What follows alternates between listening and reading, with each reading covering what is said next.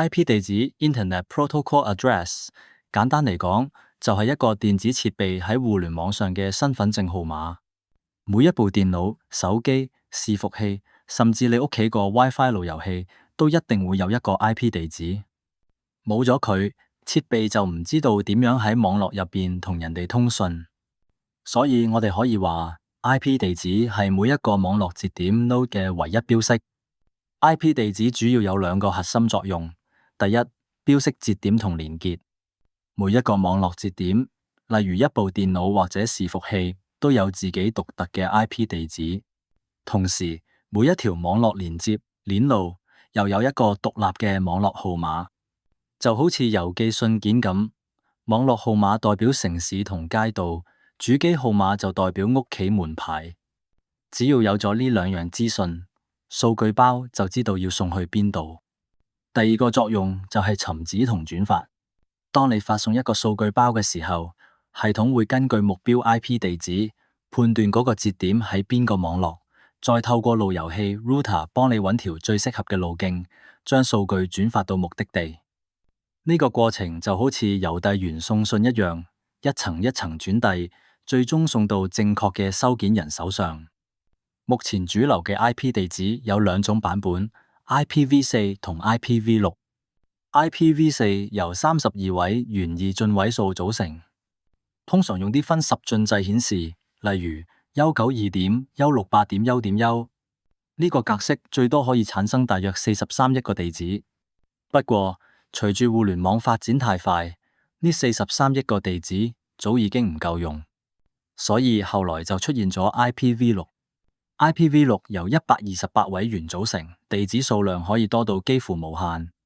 用16進制顯示，例如2001,000,885A3,000,000,8A22,0370,7334。IPv6 唔單止解決咗地址不足問題，仲提升咗安全性同傳輸效率。IP 地址嘅日常應用例子，例如你屋企部手機開 WiFi，可能會分配到內部 IP192.168.0.101。你上網嘅時候， ISP 網絡供應商會分配一個外部公網 IP。當你瀏覽一個網站，例如 www.google.com， 其實系統會先透過 DNS 服務器將網址轉換成對應嘅 IP 地址，然後再連接上去。所以話 IP 地址就係互聯網世界嘅坐標系統。冇咗佢，所有設備都會迷路，無法溝通。IP 地址係網絡中每個設備嘅唯一身份，主要作用係標識節點同尋址轉發。有 IPv4 同 IPv6 兩種版本。IPv4 分為 A、B、C、D、E 5類，結構上分為網路號同主機號，同一網段代表設備處於同一個區域網絡中。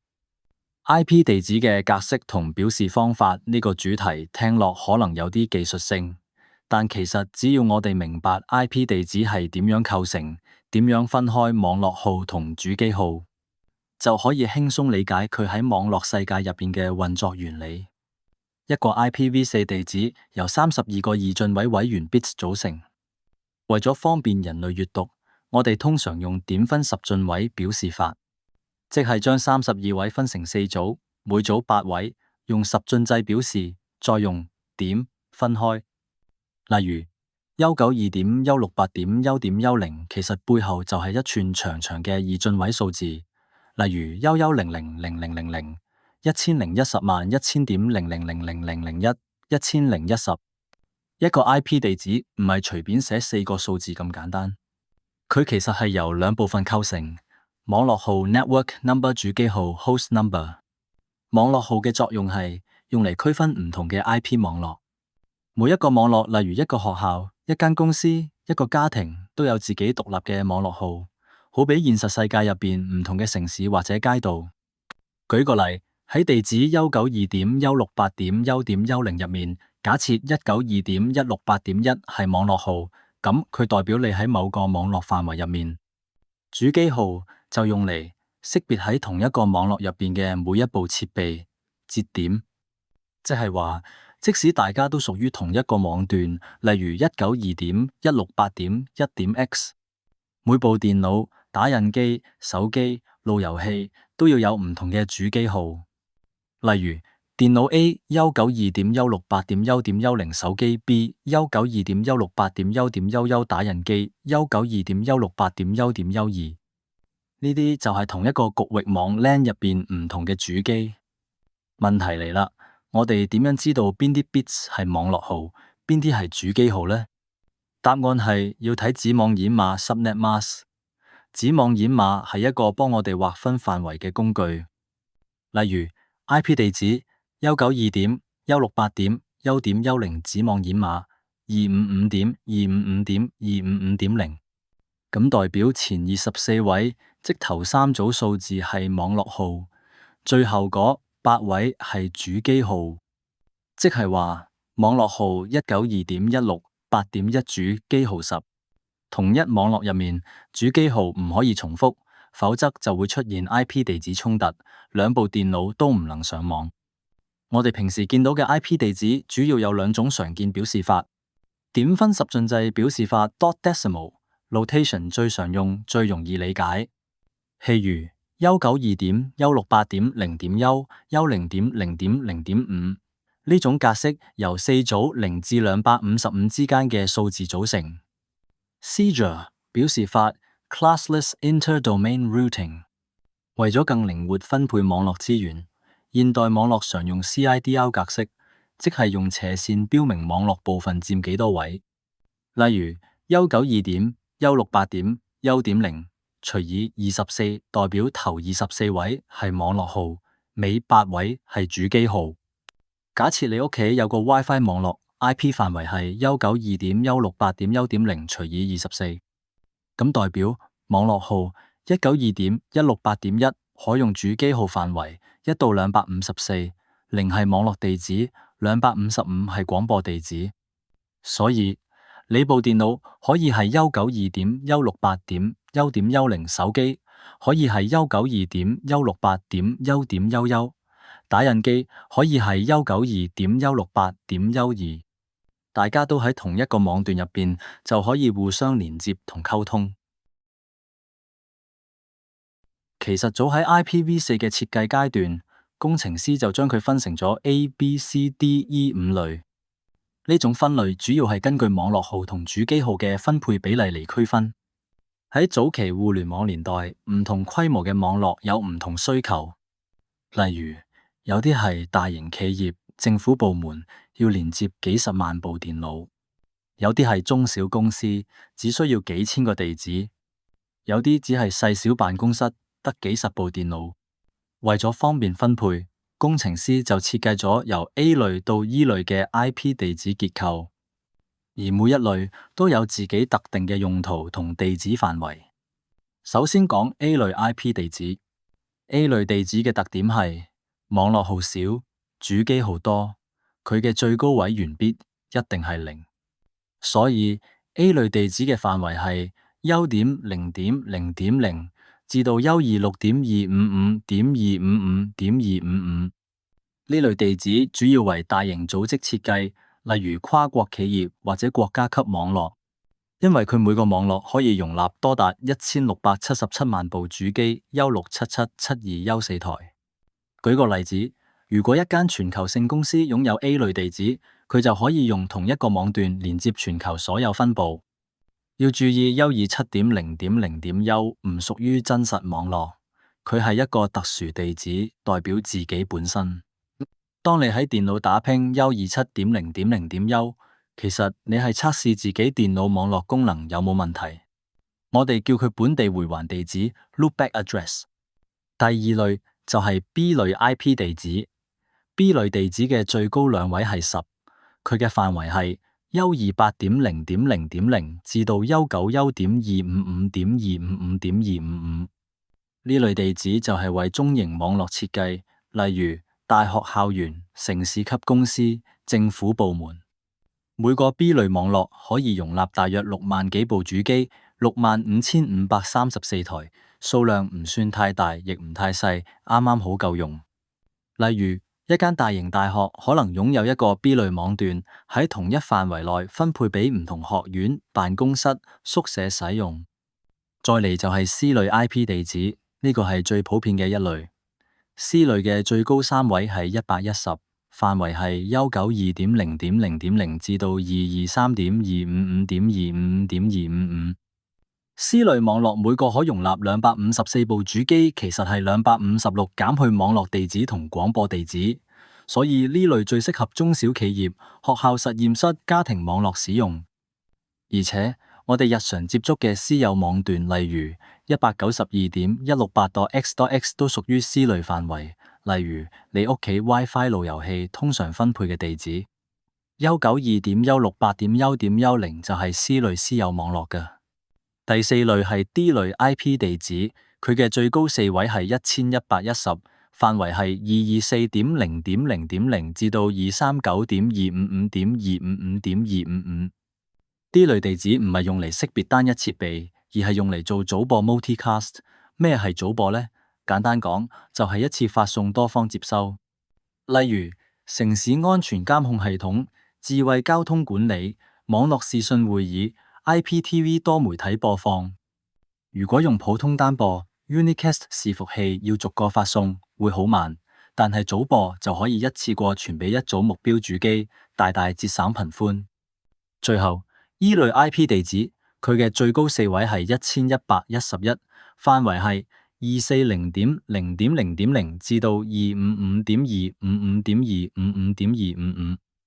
呢一類 IP 唔會分配俾公眾使用，主要係科研、測試、保留用途。喺現實網絡中，幾乎唔會見到 E 類地址出現。IP 地址分類主要係為咗根據需求合理分配資源。A 類大規模機構使用， B 類中等規模組織使用， C 類中小企業、家庭網絡最常見。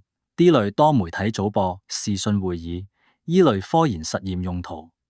雖然現代網絡已經開始使用 CIDR 無分類編址取代傳統分類方式，公有地址 Public IP 同私有地址 Private IP 呢兩種地址喺電腦網絡入面係非常重要嘅概念。簡單講，佢哋就好似屋企門牌同屋入邊房號一樣，一個俾外面世界揾到你，另一個只喺你屋企入邊用，唔會俾人見到。喺互聯網上，每一部設備，例如電腦、手機、伺服器，都要有一個唯一嘅身份。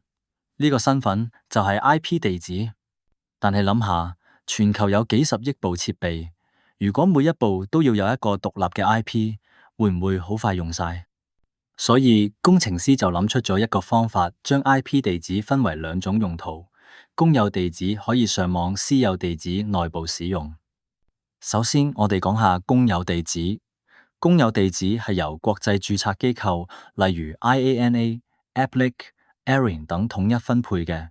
呢啲地址喺全球範圍內係唯一嘅，即係話喺全世界冇第二部電腦可以用相同嘅公有 IP。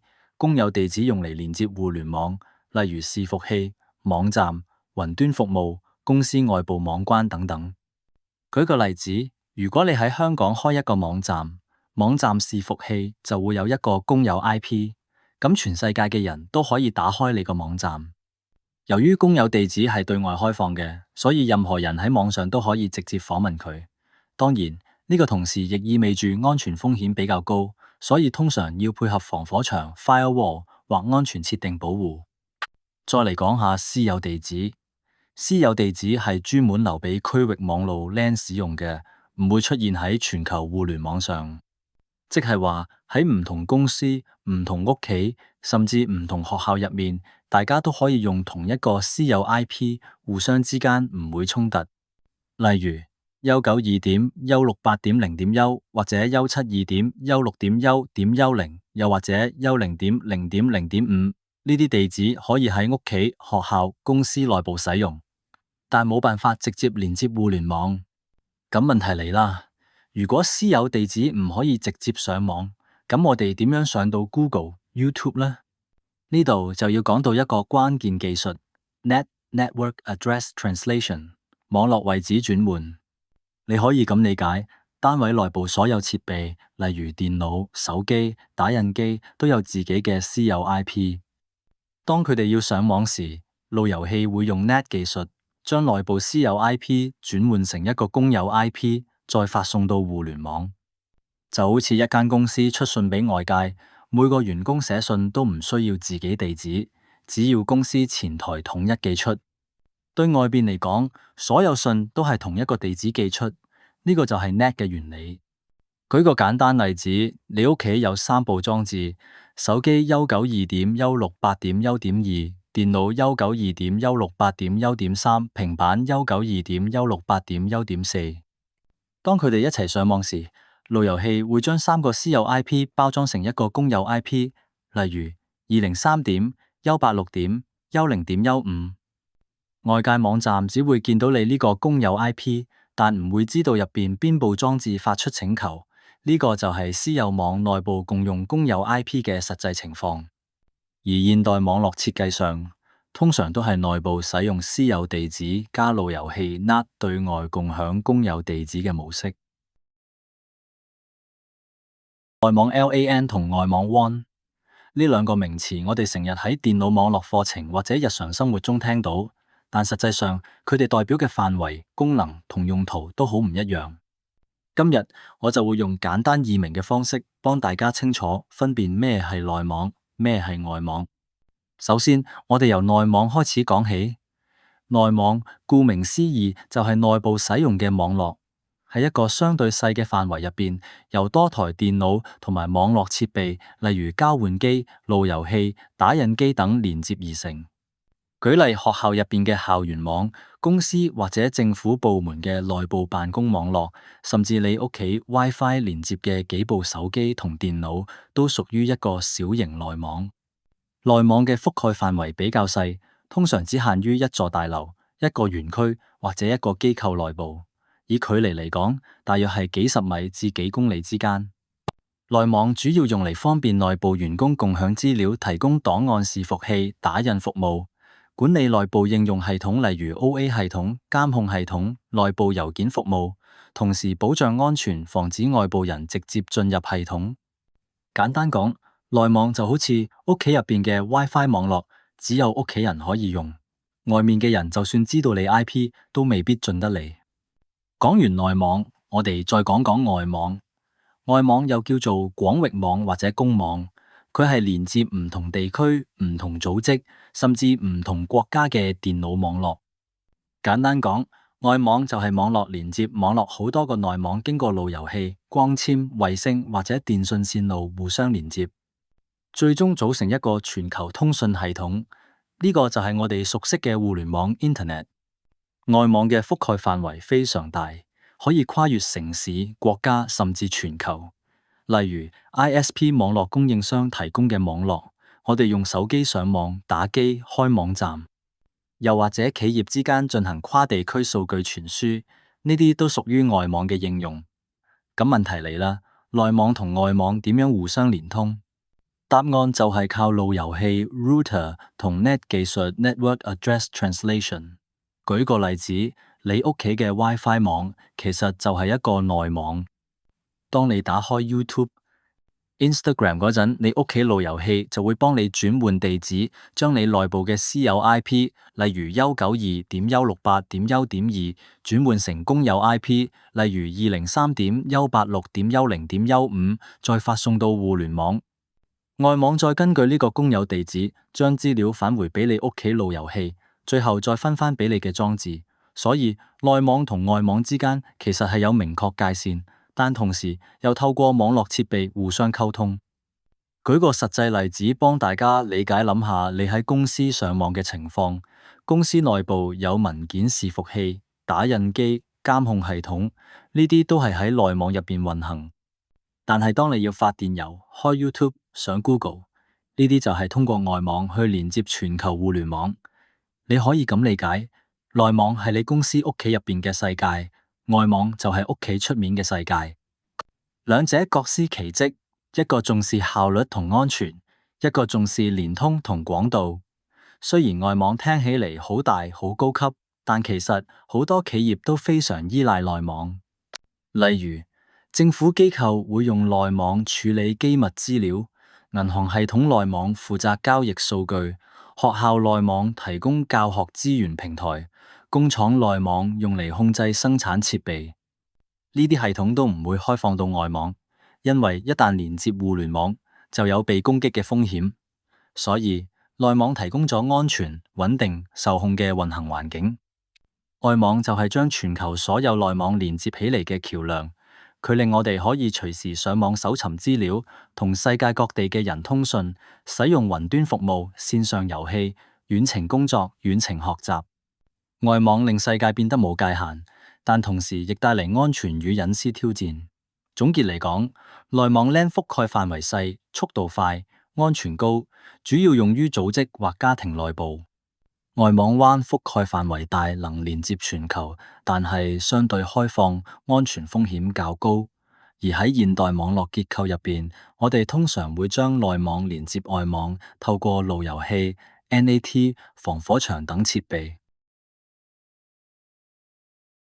端口號 port number 呢個概念雖然聽起嚟好技術性，但其實喺我哋每日上網、打機、開網站，甚至開 WhatsApp 嘅時候，端口號都默默咁喺背後幫我哋完成資料傳輸。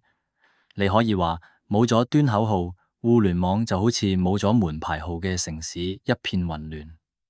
首先，咩叫端口號啦？端口號 port number 係一個16位元嘅數字，數值範圍係0至65535之間。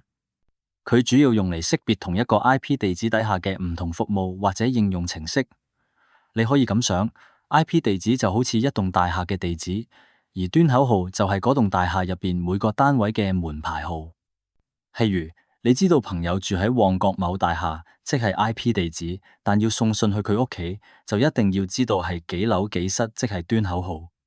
咁樣郵差織資料封包，先知道要送去邊度。同樣地，當一台電腦同另一台電腦通訊時， IP 負責揾邊一部電腦，而端口號就負責揾電腦入邊嘅邊一個服務。咁端口號實際上有乜用呢？主要有兩個大功能，區分唔同嘅服務。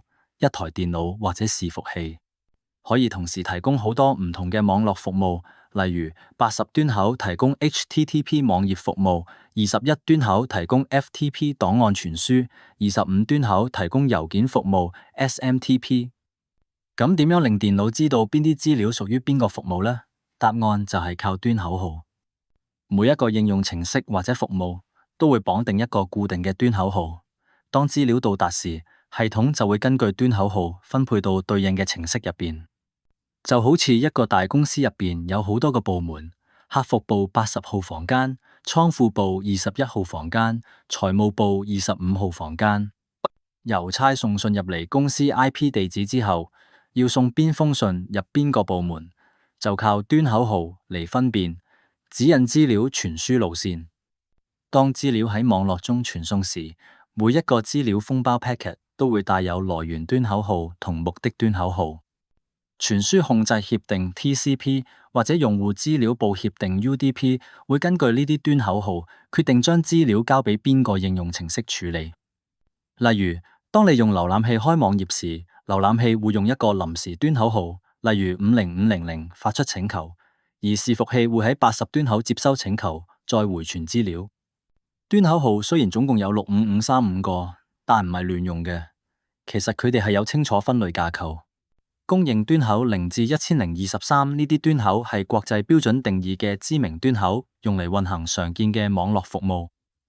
端口號20同21係 FTP 服務檔案傳輸，端口號22係 SSH 服務遠端登錄，端口號25係 SMTP 服務郵件傳送，端口號53係 DNS 服務網域名稱解釋，端口號80係 HTTP 網頁服務，端口號443係 HTTPS 加密網頁服務。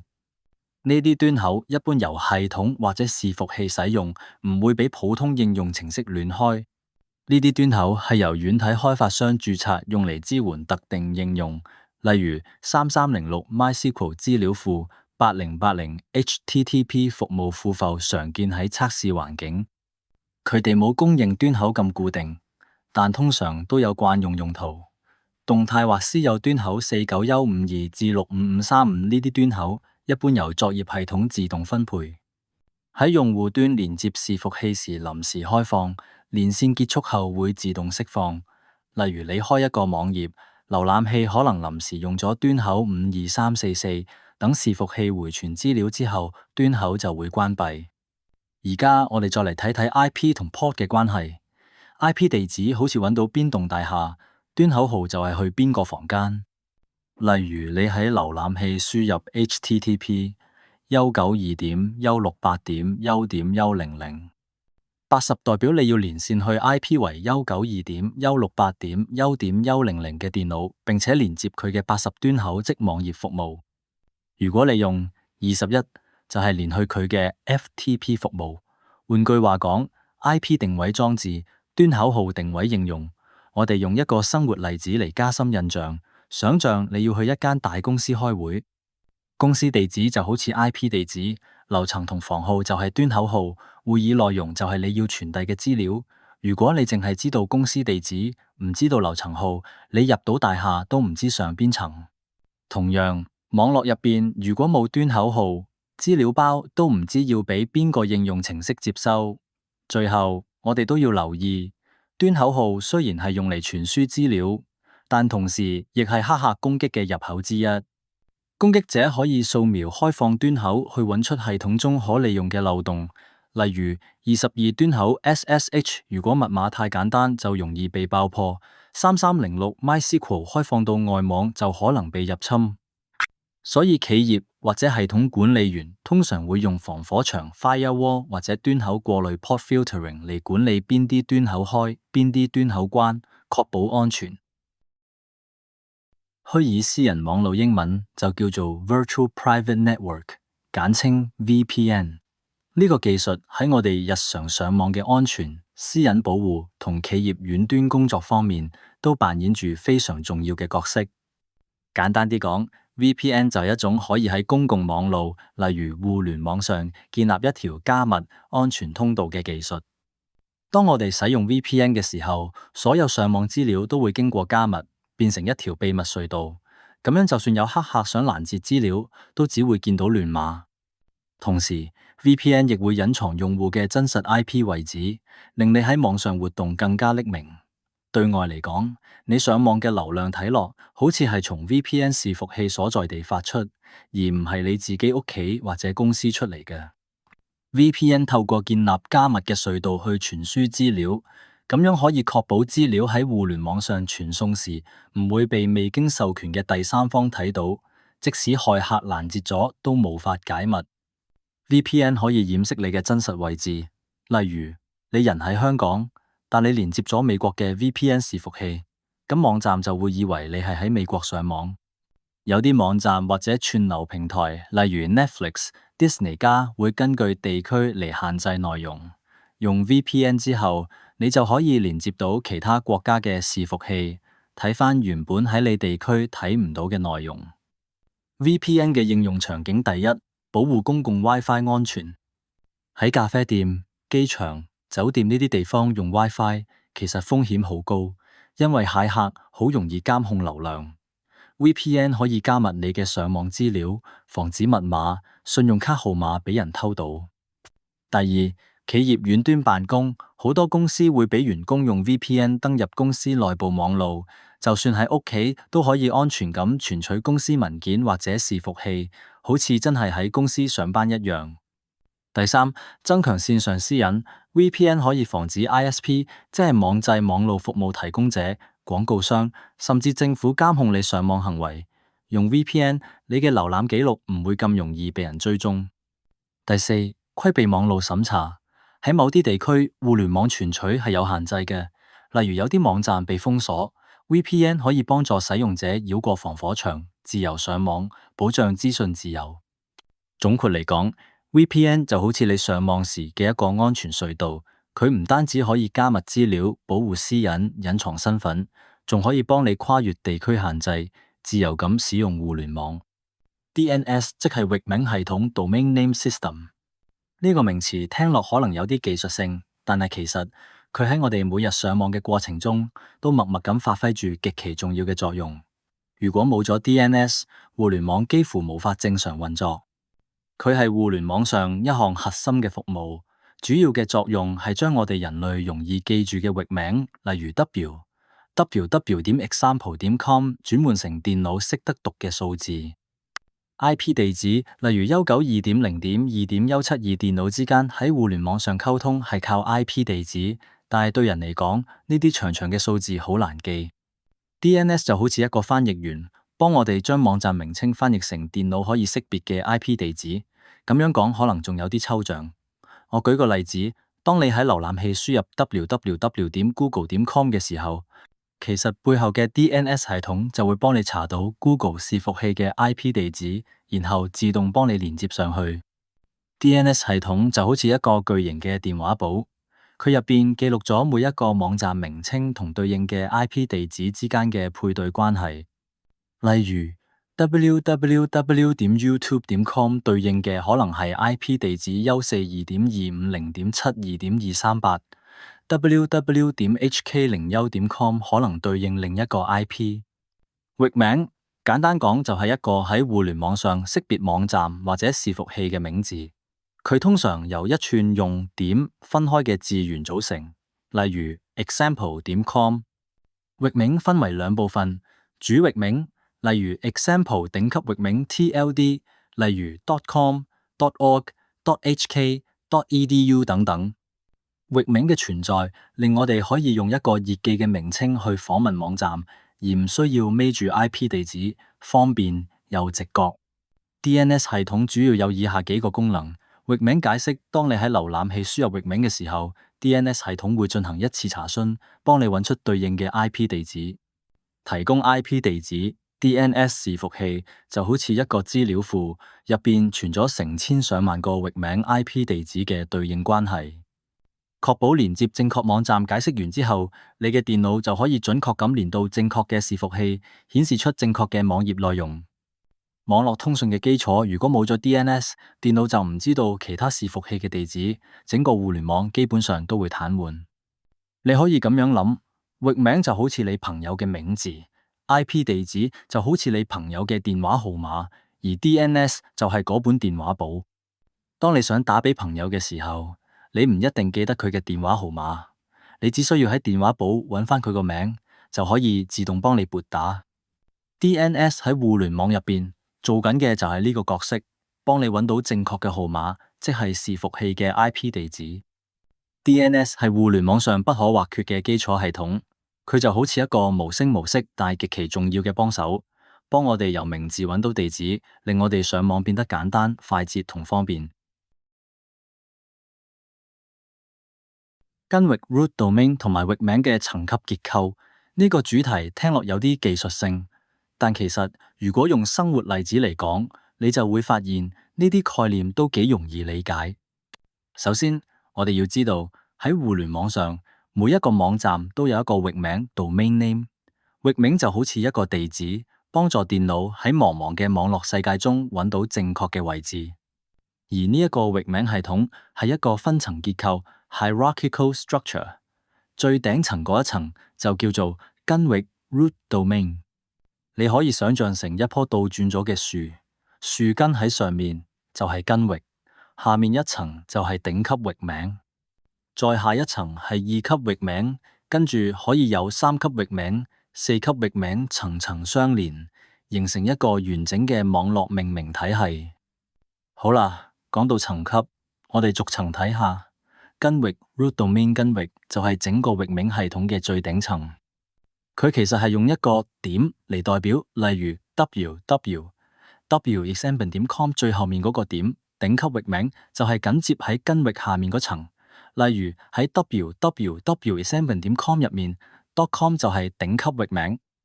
頂級域名又可以分為幾類，通用頂級域名 GTLD， 例如 .com、.org、.net、.info 等。國家代碼頂級域名 CCTLD， 例如 .hk 香港、.cn 中國、.jp 日本、.uk 英國。新型頂級域名，例如 .tech、.shop、.online 呢啲比較近年先出現嘅新域名。頂級域名代表咗網站嘅性質或者地理位置，喺整個互聯網地址結構入邊，佢係非常重要嘅一層。二級域名就係緊接喺頂級域名前面嗰部分，例如 example.com 入邊嘅 example 就係二級域名。呢一部分通常由用戶或者企業自己申請，用嚟標識自己嘅網站名稱或者品牌。舉幾個例子 ：Google.com，Google 係二級域名 ；HK01.com，HK1 係二級域名；edu.hk，edu 就係香港教育機構通用嘅二級域。喺企業網站、學校網站或者政府網站入邊，二級域名往往最能代表機構身份。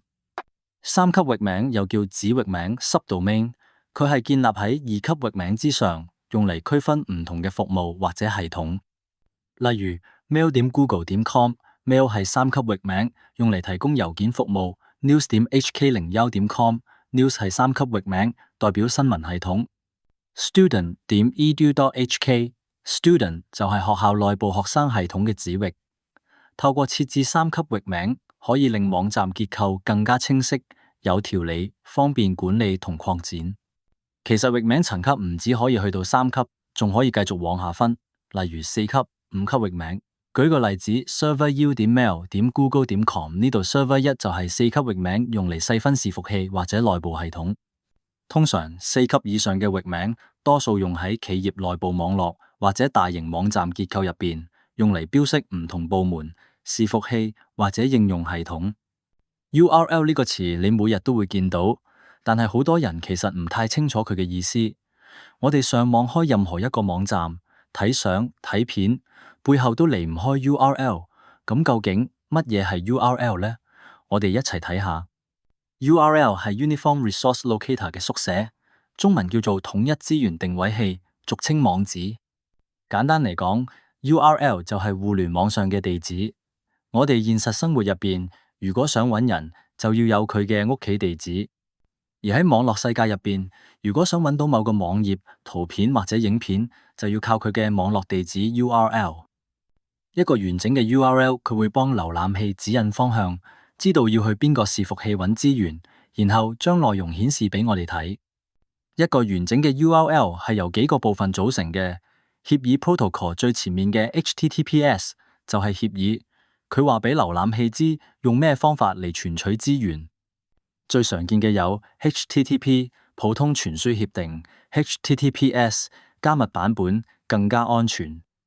就好似你打電話，有時用普通線路，有時用加密通話。HTTPS 就係保障你安全嘅通訊方式。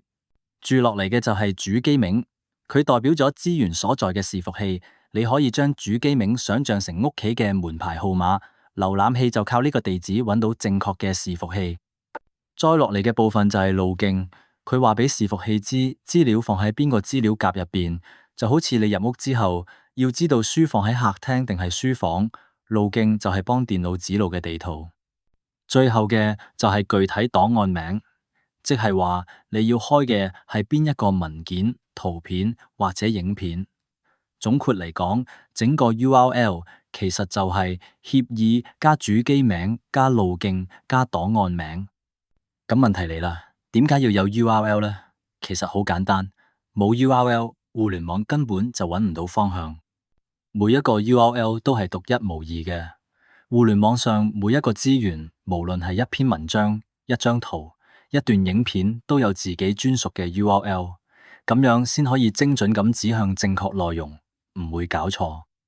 有咗 URL，我哋喺瀏覽器入邊打一串文字，就可以直接去到想睇嘅內容。無論係開網頁、下載檔案、睇相、聽歌，都係靠 URL 去定位。URL 仲有導航作用，就好似 GPS 定位一樣，幫瀏覽器揾到路線，指引佢從你嘅電腦出發，穿越網絡去到正確嘅目的地伺服器。冇 URL 瀏覽器就唔知道要去邊度攞內容。我哋可以咁樣理解，網絡世界就好似一個巨大嘅城市，每一個網站就係一間屋， URL 就係你去嗰間屋嘅完整地址。如果冇地址，你只係知道個屋名，都唔知要點樣行去。URL 就係幫你定位、指路、入屋揾到目標資料嘅工具。CDN 即係 Content Delivery Network， 中文叫做內容傳遞網路或者內容分發網路。CDN 其實係一種加速網絡內容傳輸嘅技術，佢主要嘅目的係令網站、影片、圖片甚至遊戲更新等內容喺全球唔同地方嘅使用者都可以更快、更穩定咁睇到。你可以將 CDN 想象成分店網絡，就好似一間總公司開咗好多分店，當顧客想買嘢嘅時候，就會自動去最近嗰間分店買，咁樣就唔使飛去總公司總部買啦，速度快咗好多。咁 CDN 其實點樣運作呢？我哋可以用3個步驟嚟理解。一、內容分散 （Content Distribution）。當一個網站啟用咗 CDN 之後，網站上嘅內容，例如圖片、影片、JavaScript、CSS 等靜態資源，都會被複製到全球唔同地方嘅 CDN 伺服器上。呢啲伺服器我哋叫做快取伺服器或者邊緣節點 （Edge Nodes）。佢哋會儲存即係快取網站嘅內容，等用戶下次睇嘅時候可以直接由附近嘅伺服器攞。二、就近存取 Nearest Access。當使用者打開網站嘅時候， CDN 系統會自動偵測佢嘅地理位置，然後幫佢揀一個最近嘅伺服器節點嚟提供內容。例如，如果伺服器原本喺美國，但用戶喺香港，有咗 CDN 之後，用戶唔需要每次都跨過太平洋去美國攞資料，佢可以直接喺香港或者新加坡嘅 CDN 節點攞內容。咁樣就大大減少咗延遲，速度快得多。三、加速傳遞 （Faster Delivery）。最後一步， CDN 就會將內容由最近嘅節點傳送俾用戶。呢種就近傳遞嘅方式可以令網站載入時間加快，網頁體驗更順滑。特別係當網站有大量訪客或者跨地區用戶嘅時候，果非常明顯。咁 CDN 有咩好處呢？其實有幾個非常實際嘅優勢。一、加快網站載入速度，用戶離伺服器越近，速度就越快。有咗 CDN， 唔論你喺亞洲、歐洲定美洲，都可以快速打開同一個網站。例如你開 YouTube、Netflix 或者 Facebook， 你覺得速度咁快，其實背後都係靠 CDN 技術。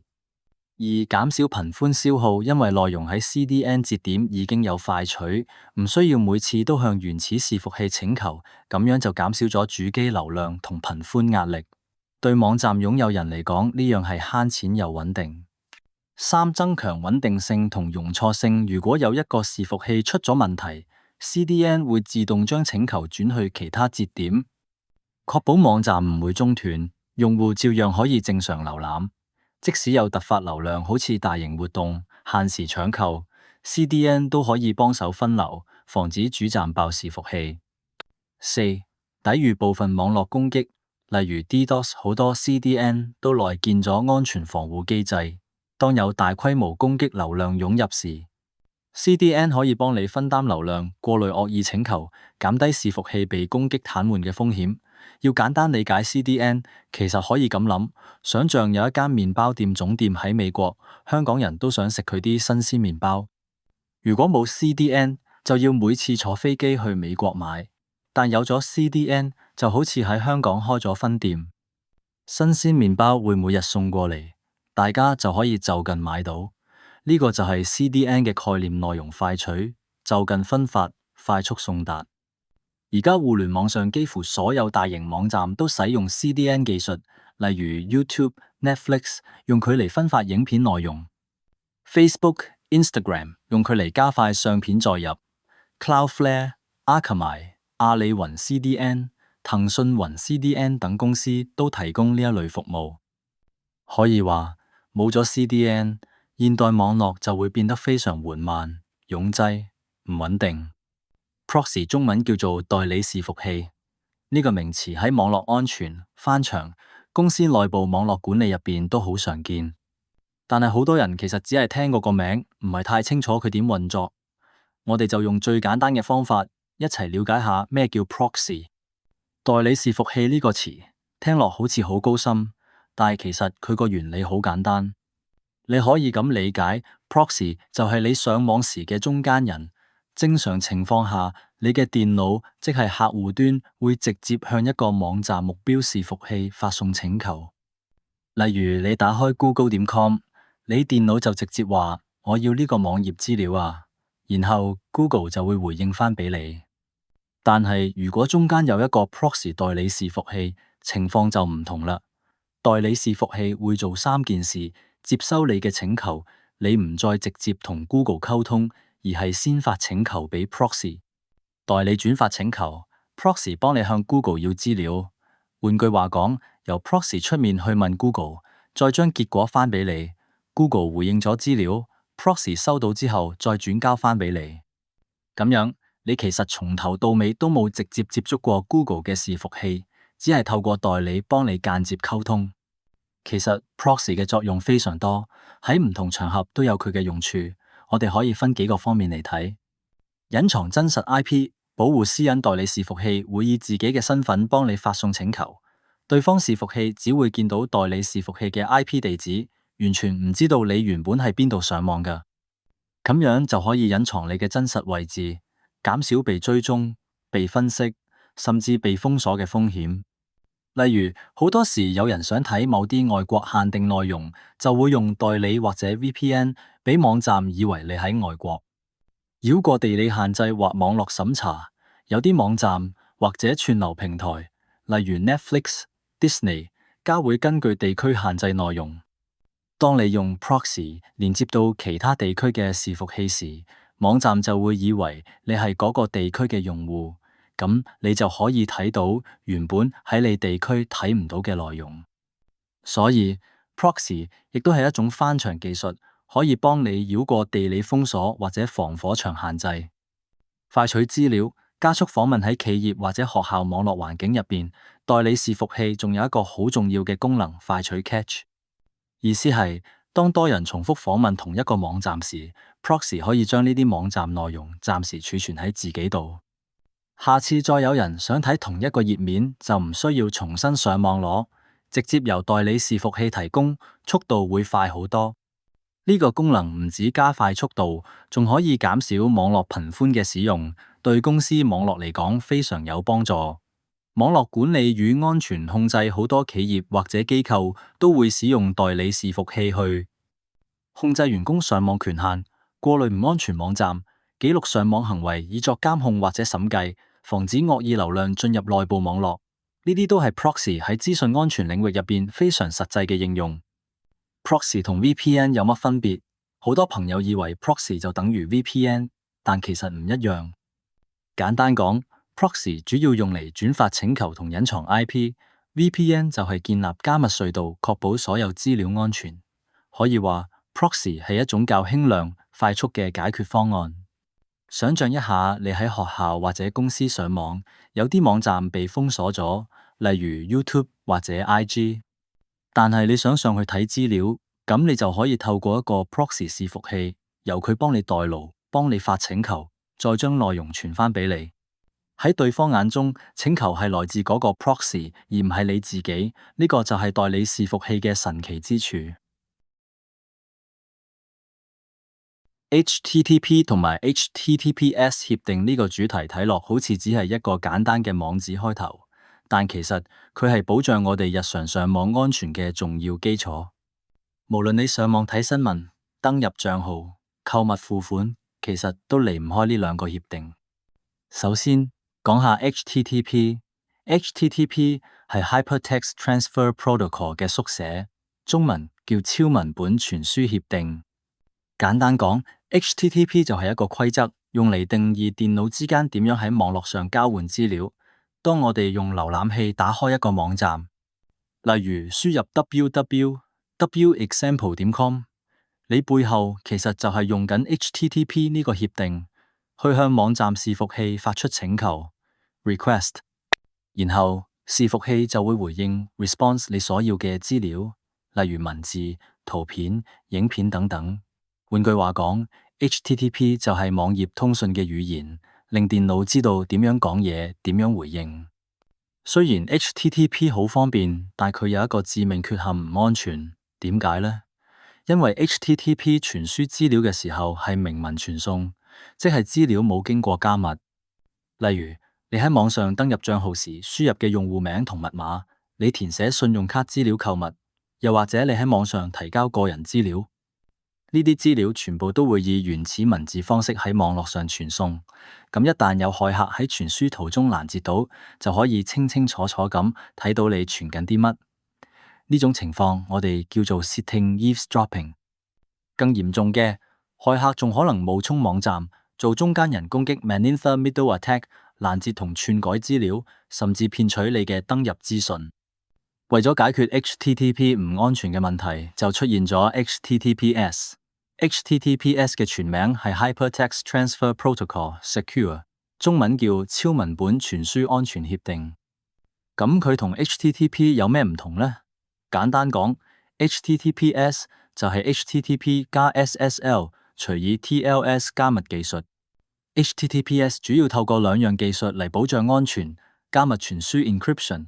當你連接到一個 HTTPS 網站，例如 https://www.bang.com， 瀏覽器同伺服器之間會先建立一條加密隧道。喺呢條隧道入邊，所有資料都會被加密，就算駭客攔截到，都只會見到一堆亂碼，冇辦法讀取內容。呢個加密過程主要依賴 SSL（Secure Sockets Layer） 或者 TLS（Transport Layer Security） 協定。伺服器身份驗證 （Authentication，HTTPS） 唔單止加密資料，仲會透過數位憑證 （Digital Certificate） 驗證伺服器身份。舉個例子，你上 https://www.hsbc.com.hk 時，瀏覽器會自動檢查佢嘅 SSL 憑證，確認呢個網站真係由匯豐銀行擁有，而唔係駭客假冒嘅釣魚網站。一旦發現網站冇合法憑證，瀏覽器就會彈出警告，提示你呢一啲連線唔安全。呢個機制有效防止用戶俾人去假網站，防止資料篡改 data integrity。HTTPS 仲可以防止中途改資料嘅情況出現，即係話當你上傳或者接收資料時，駭客就算試圖改動內容，瀏覽器都會識破並終止連線。咁樣可以確保你收到嘅資料係完整無缺，冇被修改過嘅。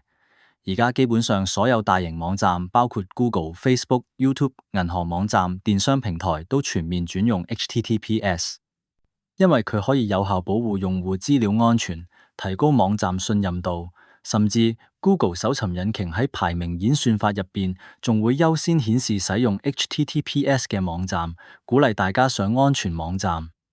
總結嚟講，HTTP 負責傳輸資料，但係冇加密。